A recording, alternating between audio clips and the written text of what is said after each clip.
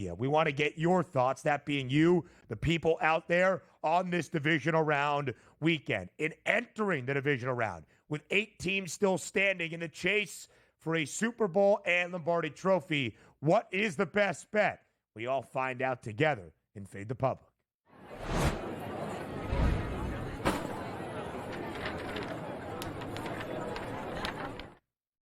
At SportsGrid on Twitter, did ERS even hit the Riz Twiz on this? I did. I believe I did. Oh, he did? I think I did. Yeah. Yeah, you did. A lot of Riz Twiz. I mean, you were promoting your own appearance here today for quite some time. But at SportsGrid on Twitter, entering the divisional round, which team is the best bet to win Super Bowl 59? The Lions are the favorites, the shortest price at plus 290. The Chiefs, second best number at plus 350, trying to win that third consecutive Lombardi trophy. The Eagles at plus 420, or if you selected other, we asked for a reply. DRS, a ton of replies to this Fade the Public poll. We'll go through a few, but most of the public, nearly 37%, still saying it's the Lions to play in the franchise's first ever Super Bowl, to win the Lions' first ever Lombardi trophy. Yeah, there's two ways to look at this poll, right? And if you're fading the public, great. If you're riding with the public, fantastic. But also, there are price points involved here. We're not just asking you who's the best team to win the Super Bowl with no price points, where you just maybe would pick the lowest number here in the odds market. Yeah. But for me, I didn't do that. Plus 290 on the Lions, they are going to have to go through and we're just projecting this out. Let's just say favorites roll. Eagles, Lions. What an absolute titanic fight here for them to get to the Super Bowl. Understand that. But also before that, Washington Commanders are going to be there. You take a look, on the opposite side. Baltimore Ravens maybe have a chance at it. The Buffalo Bills. But the Chiefs, for me, at plus 350 was the point for me, because I think they have a great shot to get to the Super Bowl, because if they get through this week, that should be a layup for them with a victory over the Texans, which then they are going to face either the Buffalo Bills or the Baltimore Ravens. But understand this, a lot of write-ins, which we'll get to. Hey, I love the Bills to win it. Bills are a great football team. Hey, I love the Ravens to win it. Great football team as well. Those two got to play each other. Then they got to play Kansas City in Kansas City, and then they got to get to the Super Bowl and win it here. So for me, it's the Kansas City Chiefs. Even though they are going to get an unbelievable punch the next week in the AFC Championship, where I expect them to be there, which would be either the Buffalo Bills or the Baltimore Ravens. But for me, Chiefs at home, win this week, play next week. I like the odds at plus 350. It's the Chiefs for me. And I think it's a great point, DRS. We asked best bet entering the divisional round weekend, right? And how you forecast the remainder of this playoff run and where those prices are at the moment. The Chiefs are the favorite to win the AFC Championship. They're more than a touchdown favorite at home tomorrow against the Texans. They will be even a slight favorite against either the Ravens or the Bills. And some of those numbers, I think, may be a little bit too tight, given home field advantage, given the fact it is Arrowhead, given the fact if the Chiefs do win tomorrow, even outright, they'll play in their 7th consecutive AFC Championship game, 6 of those 7 years at home in Kansas City. So at that price point, it would make a ton of sense. Now, I have a Super Bowl ticket on the Lions, so I don't mind the value at plus 290. My number much earlier in the year, over 2.5 months ago, at a 6-1 price. But, Donnie, we asked for a reply, and you see the 3 best prices. The Lions, the Chiefs, and the Eagles, the 2 teams excluded that many feel are the rightful AFC Championship favorites, if you will. The Ravens and the Bills are maybe the best teams in the AFC, and that the divisional round matchup on Sunday in Western New York could be a de facto AFC title game. We got about 4 replies for the Bills, 3 replies for the Ravens. Of those 2 numbers, Baltimore plus 470, Buffalo plus 550, what do you believe is the better bet at that price point? I would still say Ravens. And even as we're talking about this, the Ravens aren't home this weekend against the Buffalo Bills. Ravens are on the road, so that's going to be a tough one just to beat Buffalo. And then you're not going to be home, because we're anticipating that if chalk holds, you're going to Kansas City at that point. But if there's one team that can be built for this, and if they just stick to the game plan by running the football and throwing less than 25 times. That team is hell on wheels and could possibly wind up in the Super Bowl. For me, even though you're saying, Donnie, wait a second, higher seed here, Buffalo Bills at home. You're asking the Ravens to go on the road, and then get to the Super Bowl and win it here. I'm still going to go with the Ravens. I just think if they stick to the script, as I keep saying, they're going to be the best team in the AFC with the best chance to move on if you're looking for that underdog price to knock off the Kansas City Chiefs. And I do believe, DRS, as we kind of discussed with Joe and Ari, as we looked at the hypothetical lines for what the AFC title game would be, the numbers currently in the AFC championship odds, and taking that a step further for Super Bowl 59. Regardless of who you think wins this weekend in Buffalo, if it's the Bills and you feel pretty sound in that, or it's the Ravens as an ever so slight road favorite, if you feel convinced or pretty close to convinced or comfortable, perhaps confident that Baltimore wins, Buffalo wins outright, which is basically all you need to pick for the game itself, you should take it every step, right? You should take it to the AFC Championship, the early lines, the title price against the Chiefs. You should take it to that Super Bowl number at plus 470 for the Ravens and plus 550 for Buffalo. The Chiefs have the postseason pedigree. There is no doubt about that. But if you think one of these two franchises, in the Ravens, in the Bills, and one of these two quarterbacks can change that narrative surrounding their team, their play in postseasons, you are getting a lot of value and plus money prices for the remainder of what would be a deep playoff run. Absolutely. And you're looking at teams where we don't have many arguments for right now. Understanding, I don't think the Texans can win. Can I think they put up a fight? Yes. Same thing with the Rams in Philadelphia. Absolutely. I'll explain it a little bit later. But if you are looking towards these teams that we're talking about, the Lions, the Chiefs, the Eagles, the Bills, and the Ravens, you can say either one of those teams can win it. And I can't fault you for saying that. There's no shot the Ravens can win it. What? There's no chance the Buffalo. What? Absolutely. They can win this. We're just trying to look at some of these optimistic numbers. And just from the poll itself, the Lions 290, the favorites to get from the NFC to the championship, and then the Chiefs at plus 350. I just like the price point, Ben, on the plus 350 better than the plus 290, even though both of those teams with great chances to go. I'll just take the better odds. I think it makes a ton of sense, DRS, from a handicapping and number perspective. We continue our deep dive around the divisional round next.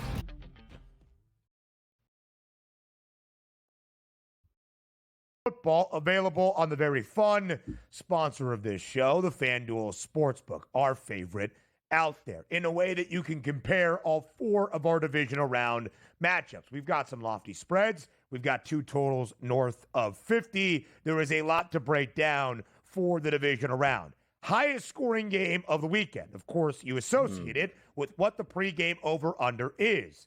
And there is one at 55.5, a very lofty total for Saturday night in Detroit, and thus the shortest price to be the highest scoring game of this divisional round, plus 110. The other game north of 50 is the Bills and the Ravens on Sunday, plus 210. Lowest scoring game, 41 and a hook, is the total for the Chiefs and the Texans, the opening game of R4 this weekend, and thus the shortest price at plus 130. Donnie, I'll ask the question like this. Is there any chance that you think these odds don't go chalk, that it doesn't just follow the totals that we will see entering the games? No, I do think there will be some mismatches here, but the overall favorite here, if we're talking about, let's just say, the highest scoring game, Washington and Detroit, I think it's pretty easy to line that up because we're not talking about the September games, Ben, which we're going to get into, which means, hey, every game is 75 degrees and sunny and everybody's got great legs because they haven't been all the way through a 16, 17 game slate per se at this point. So for my money here, there are sort of advantages just saying, you know what, one game's played in perfect elements, the others are not, and we'll play off of that this weekend. Yeah, I think it's a really good point as well, DRS. It's difficult, I think, to bet these markets sometimes outside of a little pizza bet, a small sprinkle, because you're basically hoping for two things. If you wanted to take even the Bills and the Ravens, which also has a very lofty total for a division round playoff matchup at 51 and a hook. You really need the game, at least handicapping thought, to go over that number, and you would need the Lions and the Commanders to go well under its total of 55 and a half. That game could stay under with 54 points, and you might find yourself in a bizarre middle. Let's go to where we expect points to be at a premium. Donnie, here's where I actually think you might be able to find a little bit of a better bet, not with just that shortest number, the favorite to be the lowest scoring game, I actually think there's a good chance the Eagles and the Rams could be the lowest scoring game of the weekend. That the Chiefs and the Texans probably not going to hit the half-century mark at 50, but could end up with like 45, barely over its total of 41 and a hook, where I do really believe we are going to see great defensive performances out of both the Eagles and the Rams once again.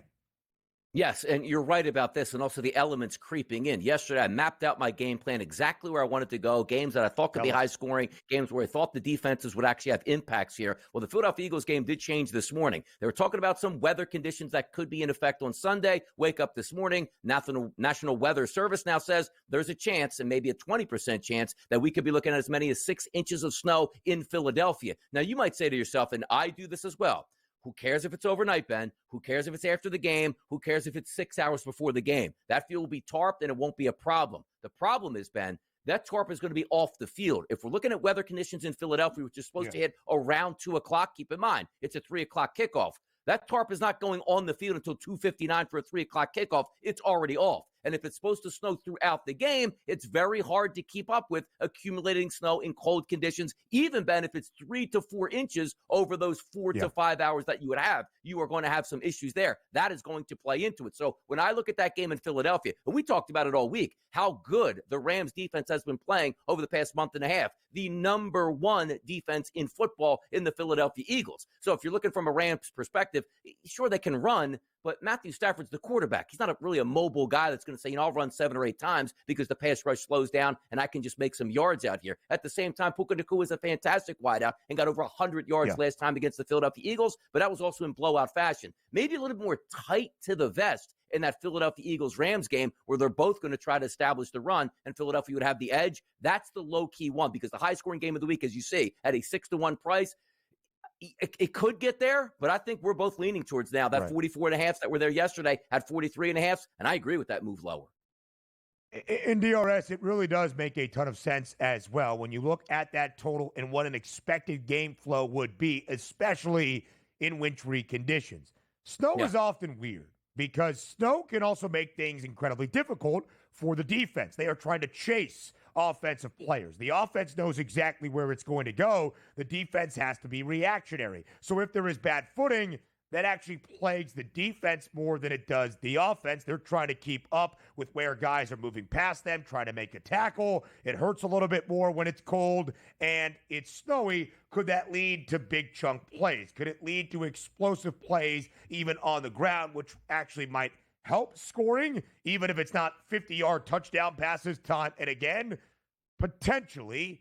But, Donnie, I think even when you look at the props for the Eagles and the Rams, you get a sense of how these two teams are going to be constructed come Sunday. Kyren Williams, 74.5 is rushing yards prop. 19.5 is the attempts number. Saquon Barkley, his attempts prop is 21.5. The over has the hefty juice. 111 and a hook is his rushing yards prop. Even in the snow, even if they run the football, even if there are some big plays that will be had, what happens when you run the clock? You don't have incompletions. You don't have stoppages. You see that time dwindle, which, if there's not as many moments in the game to score a touchdown, could keep you under 43 and a hook. Yes, and also understand this. When you're looking at the game itself, like when you add elements in, it adds to a chance in an increase typically in an upset. But also, we have to be realistic about what we've seen over the past 50 years in the NFL. Dome teams going outdoors in the playoffs on short rest, having to play in elements. It usually doesn't work out in their favor unless you can say, I have a Jalen Hurts, I have a Lamar Jackson, I have a Josh Allen. This fits perfectly into the style. If we're coming into this and being realistic, fandom aside, snowy conditions in Philadelphia absolutely favors the Philadelphia Eagles. But as Ben, you pointed out, we don't know what type of snow and environment are we going to get because you're right. If it's so slippery, it's negligible out here. It's like a heavy rainstorm in a football game where a team that loves to pass. Of course, you're going to give it to the team that likes to run the football more. That's what you're trying to thread the needle with. But if I'm looking optimistically about this game and saying it leads to the under with an advantage towards the Philadelphia Eagles, but again, we don't know exactly. We might get no snow on Sunday. We might get an unbelievable, you can't see the field. It's snowing so bad at times. We just don't know. And which games will be the most competitive? That's what we discuss up next on the Early Line. Live right here on this Football Friday, getting you set for the divisional round. Now, it is really interesting to see 3 of our 4 matchups in a weekend we have tried to build as the best of the best have spreads of 6.5, 8.5, 8.5, with only one number that is even fewer than a field goal, and it's very close. Of course, we'll talk Buffalo and Baltimore in just a moment. But, Donnie, to start off the postseason last weekend, 5 of our 6 games decided by at least 12 points. Only one game was decided by a single score. It was the Commanders winning outright on the road against the Buccaneers. Are we going to see closer football games? We would hope, we would expect the NFL's best 8 teams still playing at this time of the season. Now with the 1 seeds in action and a couple of great games on the slate. But again, the spreads are pretty large in a lot of our spots. So the closest game that we anticipate on the FanDuel Sportsbook is Buffalo in Baltimore. It is basically a pick'em. There are 8 cents of difference right now for our final game of 4 this weekend, Sunday night in Western New York. But, Donnie, we kind of talked about it with the highest scoring games and the lowest scoring games, that it made some sense based on the pregame numbers for the total that we would expect it to go chalk. Again, there's only one game that features a spread, less than a field goal, less than 6.5. It's Buffalo and Baltimore, and yet for that game to be the closest game is only plus 220, just 80 cents shy of what that 3-1 ticket would be for the Rams and the Eagles. That, to me, is almost a slight misprice. It seems like it. When you think about it, it's like it's supposed to be the closest game, but at the same time you go, boy, if we're at colder conditions, 2 electric quarterbacks, 2 running games that could get fired up, quarterbacks making plays off schedules, this game could be the closest game, but also maybe find itself as the blowout of the weekend. He said that doesn't make any sense. It's just the way the game script for me would be. So if you took a flyer on closest game and biggest blowout, like sort of for that middle as one to happen there, I think you have a pretty good chance at that. And as you start to move down the list, and like the closest game listed with the Rams and the Philadelphia Eagles at 3-1, if the elements come into it, that game just might play itself into being the closest game, even if coming into the week on a clean slate and a nice day in Philadelphia, you wouldn't think the same way. The one I do think that really could get away quickly, and you see the biggest blowout numbers, which is Washington and Detroit. Washington hasn't shown the propensity to say, well, we're just going to get hammered in these games. The quarterback's young. He's electric. I like their offensive game plan. They'll be ultra aggressive. But sometimes you can't just stop that freight train running down the tracks, as I like to say for Detroit, where that game could get away. So I do think these games are appropriately priced. I just think the anomaly of closest game plus 220 Buffalo and Baltimore, and then biggest blowout plus 470 Buffalo Baltimore. I think there's a chance that that game could be the closest or could be the blowout more than any other game. 51.5 is the number for the game. So if there is a lot of scoring, it could skew one way come Sunday evening. But the game is expected to be decided by a point. So the fact it's only plus 220 in the Rams and the Eagles with a 6.5 point spread in favor of the home team in Philadelphia is only 80 cents behind that for our most competitive and closest game is a little bit intriguing. You can understand why the Birds and the Rams could be very tight, because if the game does stay under, if it is a couple of brilliant defenses on display, points hard to come by, that margin not nearly as wide. Biggest blowout, DRS, if you had to bet one of those 4 prices, which one would it be?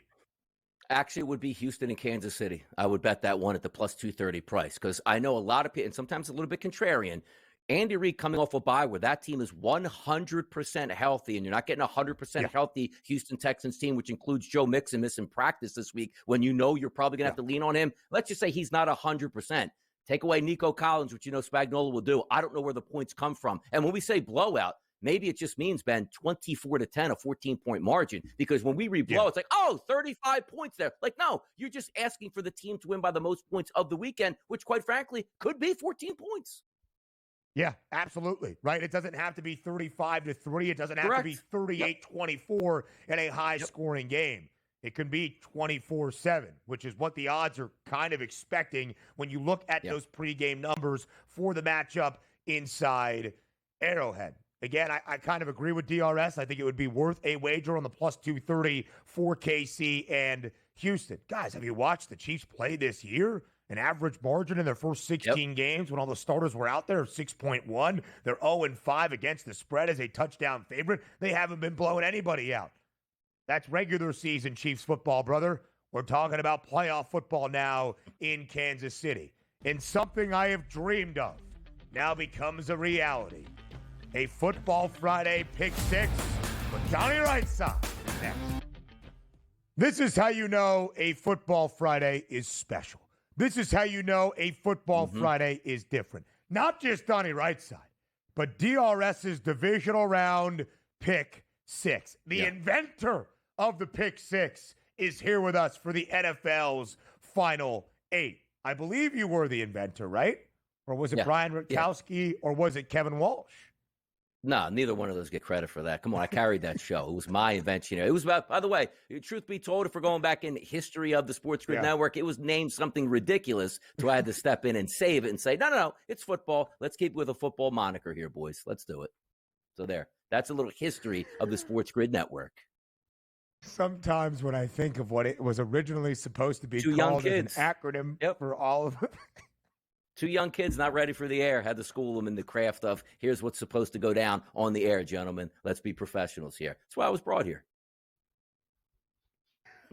Bring those guys along. Never forget, Donnie Rightside, the most professional of everybody. So just in case this is your first Football Friday tuning in or you need a refresher, we welcome you. It's the divisional round. Let's give you some picks. It's our favorite touchdown scorer of the weekend, a Moneyline underdog to keep a game close and potentially pull off the outright upset. Our favorite under of the weekend, an alt line with a sprinkle of plus money. Favorite yardage prop, and then DRS and myself, we combine forces for a two-leg 6-point teaser. Originator, the floor is yours. What is your favorite anytime touchdown prop of divisional weekend? We're going to go to Detroit, and we're going to keep it simple. That line's listed at 55.5. I'm not worried, Ben, whether the wind is blowing a certain direction, rain or snow is coming down. We are in a dome with a rested and ready football team against a defense that can be had throughout the air. Now, also keep in mind, if you were betting quarterback props, we'll get to that later, and you're looking at Jared Goff, you might go to the FanDuel Sportsbook and say, hey, Donnie, what's this over-under for touchdown passes? Well, typically it's 1.5. No, it's listed at 2.5. So we're expected to have multiple touchdown passes from the arm of Jared Goff. Why not the best wide receiver there who's caught multiple touchdown passes this year, particularly as of late as well? Amon-Ra St. Brown, anytime touchdown scorer at a minus 140 price in a 55.5 game in a dome with an unbelievable offense. Yeah, give me Amon-Ra St. Brown. He's scoring a touchdown this weekend for me. Donnie, there's a reason that number is minus 140. On Amon-Ra St. Brown. The total is 55.5, and you correlated to everything correctly. Amon-Ra did not score in the first two games of this year for Detroit. Then he scored in 8 consecutive games and even did a headstand. Then he did not find pay dirt in 3 consecutive, scored in 3 straight, did not score in the regular season finale against the Vikings. I, like you, expect him to score for Detroit tomorrow night. My favorite touchdown score is in our final game of 4 in this divisional round, Sunday in Buffalo. James Cook at plus 105. I can understand kind of why this number is plus 105. The Ravens are the best rushing defense, and it's not particularly close throughout the entirety of the year in the National Football League. But then I start to think about James Cook, and this total also being at 51.5. James Cook scored 16 rushing touchdowns in the regular season, tied for the most around the National Football League. Scored last week against Denver. Make that 17. He has 2 receiving touchdowns this year. Make that 19 in total. And his number is plus 105? Derrick Henry is minus 210. All right. Josh Allen is even money, plus 100. All right. But plus 105 for Buffalo's lead back that is tied atop the NFL for the most rushing touchdowns this year?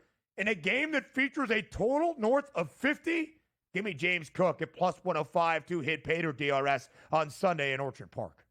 Oh, it absolutely makes sense. I loved him last week. The punch in a touchdown gets out on the first drive there, going up against the Denver Broncos, so I was feeling good with that. He's also one of those guys now, Ben, it's the playoffs. You want to hold him under wraps, 13, 14, 15 carries, maybe in the regular season. Now you're seeing the guy get 20-plus carries, and he's going to need to do it again. We understand how tough it is to score, right, against the Baltimore Ravens defense and how great they are on the ground, but trust me on this. When you're in the red zone, he is a legitimate threat, and also some injuries to some backup running backs, which include concussions, might help him get even more 4 carries on the goal line this week. So how about that? And it is everything in there, of course, to earn a spot in the AFC Championship game. 3 of our 4 matchups this weekend feature a spread of 6.5 points or greater. 2 of them at 8.5 right now in favor of the 1 seeds on Saturday. So it's a little bit difficult to pick that money line underdog to pull off the outright upset. Who did you go with? Yeah, I'm not diving into those Saturday games because when we're talking about efforts, and I already said, which I'll get to my pick here in a second, well, the Rams do have it a little bit tougher from going East Coast to West Coast, a little bit shorter work week. We get that. But nobody's has it tougher than the Houston Texans and the Washington Commanders. The number 1 seeds in the conference waiting on short rest weeks already for the 2 football teams they're playing, rested, healthy. I don't think we're getting an upset. You might get a close game, but I don't think we're getting an upset, which immediately puts us, Ben, onto the Sunday football forecast where the Philadelphia Eagles are favored by, let's call it, roughly a touchdown. Then you take a look at the Buffalo Bills and the Baltimore Ravens, more of a coin flip here. I went to Philadelphia, and I like to say the most unbiased man here at the SportsGrid Network. Look at my upset special here. It's the Rams, and it's plus 225. Now, ask me who I think wins this game. It's the Philadelphia Eagles. Well, Donnie, why are you picking the Rams? Because I'm playing percentages here. If I know on Saturday I'm not getting an upset winner, and I look at Sunday and say, you know what? I think at this price point, with weather conditions that might come in and mess with the advantage of the Philadelphia Eagles, even though I told you weather favors the Eagles, we don't know how that weather actually will affect both of these football teams. So from looking at price points here and making sense of things, I do think this game was already going to be lower scoring. But now when I look at this game and say, you know what? There is a chance that the Rams could steal this, Ben. As you put, McVay's won a Super Bowl. Stafford's won a Super Bowl here. You do have a good running back. You have Puka Nacua who can go up and get any football against anybody in any weather conditions, and a defense that is certainly surging late in the season. So for upset capabilities with price point, it's the Rams for me. It is.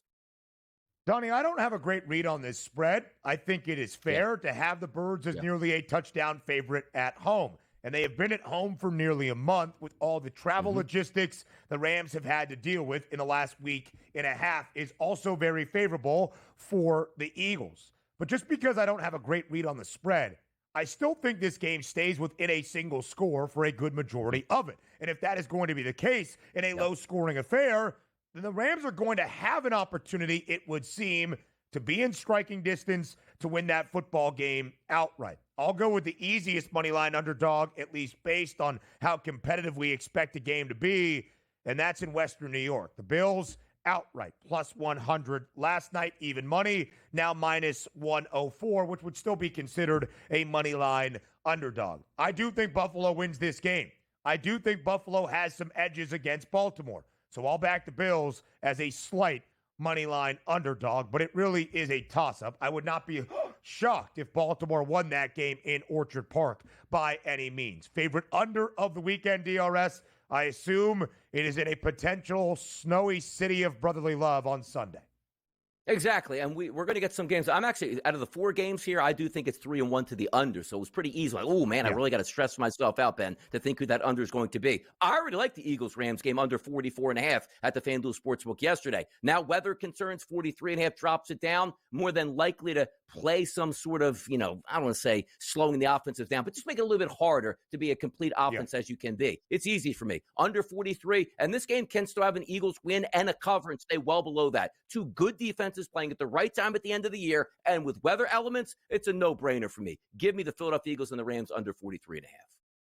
I think it's hard to argue for every reason that you just alluded to. Game flow, defenses on display, and maybe some weather on a Sunday afternoon in Philadelphia. I think the only over you have of our 4 games this weekend is my under 55 and a hook. Yes, indoors. Yes, perfect conditions tomorrow night inside Ford Field. And Donnie, I don't think this is 40 total points between Detroit and Washington, but I do believe we stay under 55 and a half. I'll highlight even more why and why it's important to me. And also, I think Donnie, in terms of his NFC Championship tickets, on the other side of the break as we continue our divisional pick 6 live right here on TEL.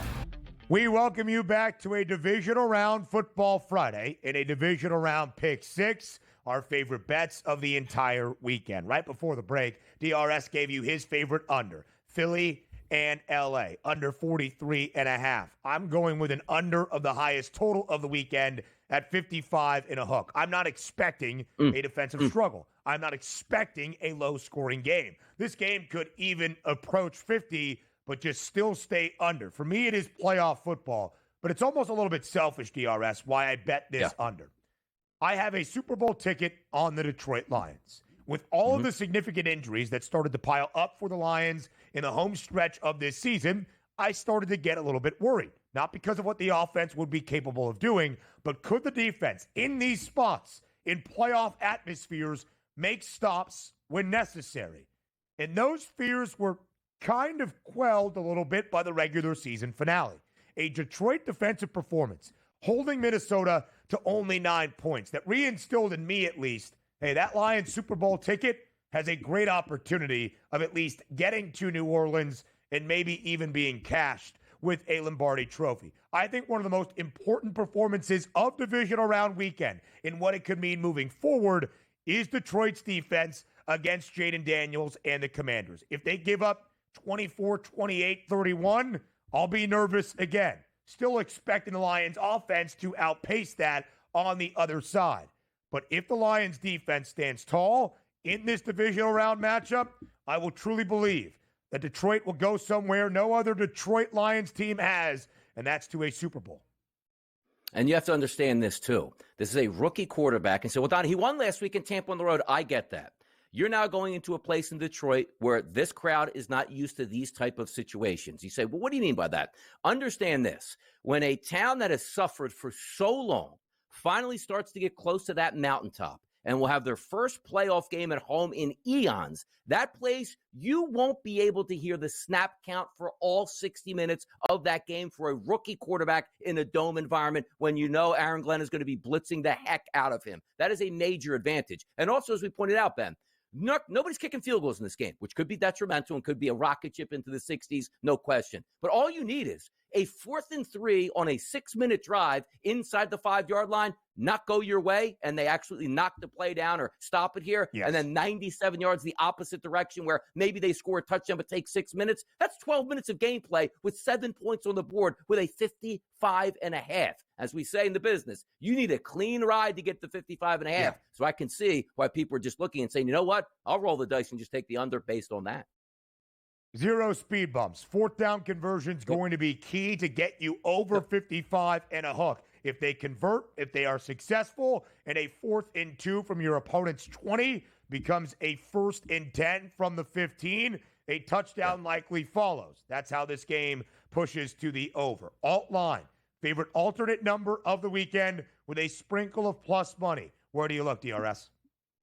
Sprinkle that plus money in there. Give me Lamar Jackson. It's got to be Lamar Jackson because I understand this in simple of facts. When you're in the regular season in the NFL, your quarterback's going to be electric. They do it. Lamar's been fantastic. The running quarterbacks, as long as they stay healthy, fantastic. But once you get into the playoffs, you no longer are worried about next week because the only thing that matters is this week. And I always just keep it simple. On 3rd and 7 in the regular season, you're running up the middle, and that safety is bearing down on you and going to stop it. You might slide in week 12, week 13, week 14. You're not in the playoffs here. So for me, Lamar Jackson going over 70.5 rushing yards at close to a 2-to-1 price makes way too much sense because I look at this game with another prop that I love, him to rush at least 9.5 times, which means 10 carries. You tell me if Lamar Jackson is getting 10 carries in this game against the Buffalo Bills, he's not getting 70 yards? I love Lamar Jackson. When the playoff stakes rise, you have Josh Allen on one side, Lamar Jackson on the other. Come on, they're going to try to outduel each other. Lamar's going over that 70 marker here. I'll take that close to 2-to-1 price. I love it. A great sprinkle of plus money. 15 carries, 81 yards for Lamar last week through the century mark in last year's divisional round win at home against the Texans. I'm going Jameer Gibbs, 125 plus rush plus receiving yards at plus 160. Line actually working down ever so slightly today at plus 145 as the rushing yards number for Gibbs goes up just a little bit. David Montgomery expected to be back, but there is more than a 35-yard gap between Gibbs' rushing yards prop, 81.5, and that of Monty at 45 and a hook. I'm not sure David Montgomery is fully 100%. I do expect him to play. Correct. I do expect him to be out there. But, Donnie, in his 3-game absence to end out the regular season, Jameer Gibbs at least 154 scrimmage yards. He scored in every game. He had a 4 total touchdown game in that huge game 272 to end out the regular season against the Vikings. I still expect a very big Jameer Gibbs game tomorrow night, especially in a high-scoring affair with 55 and a half. And I believe he will do the lion's share of the work offensively for those Lions. I'll take 125 plus, rushing plus receiving at plus 160. It makes a lot of sense, too, because you're also looking at the guy that can hit the home run. You don't even look at that and say, hey, man, he needs 25 touches to get this done. That might be 10 touches, and down the barrel you go with a W there. So we can see it. I like the receiving yards in the fold as well. All right, your favorite yardage prop of the weekend is what? Austin Eckler over 23.5 receiving yards at the FanDuel Sportsbook. You say, why would you pick that one in a game with 55 points and other guys are going to be involved? Hear me out. All 4 quarters, I expect this to be in play, which means I expect Washington to lose, possibly down double digits. That means more time on the field for Eckler and some cheap yards you can pick up. I expect this one to be a good run in this one. And also, as I said, whether they're up first quarter, second quarter, third quarter, fourth, he's going to be catching passes. If they're down like the game script looks like it's going to be, this goes way over. Austin Eckler, he's going to be into at least the 30s with receiving yards. The Commanders need something out of their running backs tomorrow night to keep the game close against Detroit. But, Donnie, you don't think it's all that close as we'll go to your teaser as we send you into the money line right before the break. Your teaser is what for this weekend? The Detroit Lions. I just don't see either one of those teams on Saturday losing that football game, so I think they win it by a field goal, which might play right into Ben's action as well. It certainly does. I take the Chiefs through 2 key numbers. KC minus 2.5. There are the pick sixes for a divisional round. A Football Friday treat indeed. I'll talk my yardage prop up next. DRS, have a glorious weekend, my friend. More on the early line next. Live right here on the early line to end out a Football Friday. What a Football Friday it has been to set the stage for one of the best weekends of each and every NFL season. The divisional round, 4 incredible matchups, 8 great teams trying to earn spots in our 2 conference championship games in the AFC and the NFC exactly a weekend from now. Shout out Joe Ranieri. We appreciate him being here for the first 2 hours. Donnie Rightside filling in on a Football Friday and making sure you had that pick 6 ready for this divisional weekend. As we shared, our 2-leg 6-point teaser, taking the 2 8.5-point favorites in our doubleheader on Saturday, down through 2 key numbers, through a touchdown, through a field goal, 2.5-point spread. I agree with Donnie's thought. I think both of the teams that won in wild card weekends, both as underdogs, the Texans and the Commanders on Saturday against both of our 1 seeds, come up just a little bit short. Not that each game is going to be a rout or a snoozer, but just maybe not able to keep the game to within a single score or perhaps even a field goal. I'll end out the pick 6 talking a little bit of history. We got 11 of the 12 potential categories. While Donnie was here, we didn't get my favorite yardage prop. For me, it's Travis Kelce over 51 and a half. Because when you look at what Travis Kelce has done in the postseason, it is remarkable. It is historic. And that number of 51 and a half is just a little bit too short. A number, by the way, that even in a disappointing start to the season for Travis Kelce, he still went over in 8 of the final 13 regular season games that he played. Travis Kelce has 1,903 receiving yards in his playoff career. He has 19 receiving touchdowns. Both of those numbers, second most in NFL postseason history, only behind the great Jerry Rice. Travis Kelce needs 342 yards to catch that receiving yards playoff record that Rice holds at 2,245. Would he get it this year? And at most 3 games? More than likely not. And we'll see about his football future beyond 2024. But as we focus on the playoff production of Mahomes in Kelce, it is historic. Last year in the postseason, despite a dismal and disappointing year, where maybe many questioned Travis Kelce, did he still have it? Was he still one of the best tight ends in the National Football League? He had at least 71 receiving yards in all 4 playoff games for the Chiefs. He had 7 receptions at least in 3 of the 4, and still scored 3 touchdowns. How about the year prior in 2022, another Super Bowl winning year for Kansas City? At least 81 receiving yards in all 3 games, a touchdown in all 3. Even 2021, when KC came up short in the AFC Championship game against the Bengals, all 3 games for Kansas City, at least 95 receiving yards for Travis Kelce, a touchdown in all 3. I think the Chiefs win comfortably tomorrow at home in Arrowhead.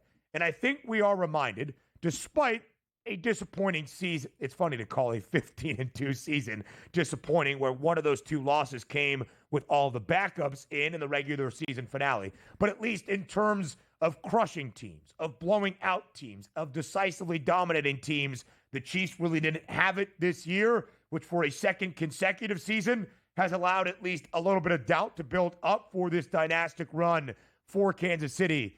I think tomorrow the Chiefs remind why they will play in 7 consecutive AFC championship games, why they have won 2 straight Super Bowls, why they have played in 4 of the previous 6 Super Bowl matchups as well.